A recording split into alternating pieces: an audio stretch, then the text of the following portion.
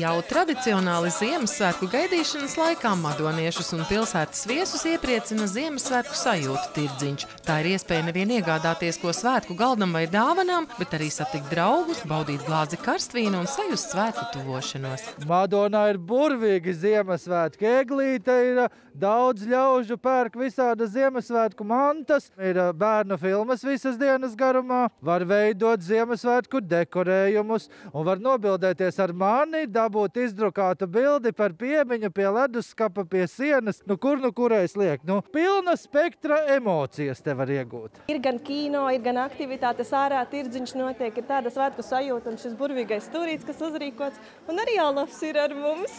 Man jau no decembra sākuma laikam ir Ziemassvētku sajūta. Mēs jau eglīti sagādājām, rotājām, jo, lai pagarinātu šo svētku sajūtu, tad sākām jau 1. decembrī. Tu barojies ar to pozitīvo, tu uzlādējies.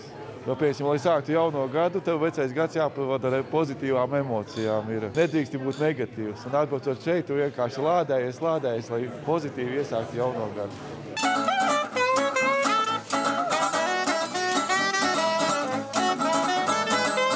Ārā augsts, varēja būt siltāks, bet cilvēki daudz, visi pienāk, visi priecīgi, visi laimīgi. Man prieks, mums te iet, sīrupiņi beigušies. Ļoti apmierināts, viss ir baigi forši. Kā pašam ir Ziemassvētku sajūta? Pašam? Neko, beigsies tirdziņš, brauksim bērniem dāvanas pirkt un brauksim mājās.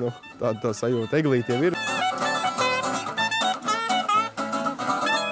Ziemassvētku sajūta pamazām sāk veidoties, bet tirdziņi ir vajadzīgi, lai tieši to sajūtu papildinātu. Un tā kā tuvojas dāvana, laiks, ir iespēja arī kaut ko atrast tieši no vietējiem ražotājiem, paskatīties kaut ko savādāk, kaut ko interesantāku, ko veikalos nevar nopirkt. Es esmu pirtnieks, un tad tu brauc kaut ko meklēt tieši priekš sevi.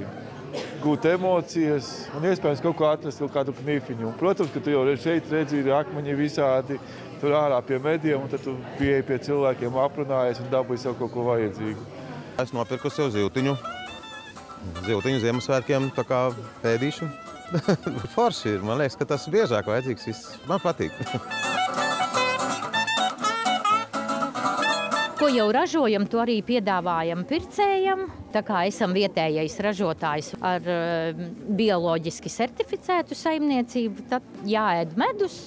Tad visi būs veseli. Te gan jāpiebilst, ka līdztekus sajūtu tirdziņam līdz pat 22. decembrim mājražotāji, amatnieki un rokdarbnieki ir sastopami arī jaunajā biznesa attīstības centrā, kur pop-up veikaliņa piedāvājuma klāstā rodamas patiešām skaistas un noderīgas lietas. Taču, kā uzsver sastaptais Ziemassvētku vecītis, līdz ar dāvanu prieku, madonieši visvairāk novērtē šeit uzburto pirmssvētku sajūtu, ģimeniskumu un mīļumu. Es te esmu jau kādu vairāk nekā stundu, ļoti daudzi grib samīļot, tādu mīļumu, mīlestību. Un jāsaka, tas ir arī tas, ko viņi grib. Lielas dāvanas man vēl neviens nav paprasījis austiņā. Jāsaka, tas par to man laikam liels prieks, jo tas, ka te nāk kopā ģimenes un viņiem tas mīļums un tas iesniegums vajadzīgs, par to man ir vislielākais prieks. Vēlot sirsmīļus Ziemassvētkus un pat tiešām veiksmīgu nākamo gadu, Sandra Zariņa, Indra Skrieviņš, Red TV.